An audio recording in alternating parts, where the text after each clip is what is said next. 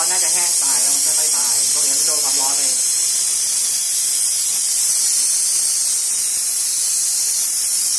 แต่ถ้าเกิดใส่ผ้าควรจะเปลี่ยนผ้า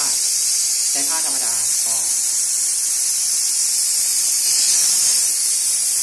ที่พวกนี้จ่อไปเลยครับเราบางทีเ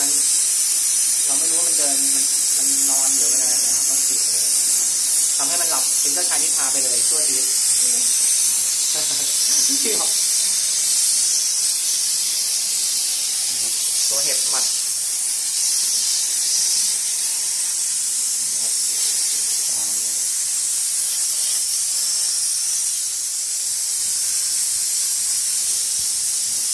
การเห็บหมัดได้ทันทีได้ผลครับ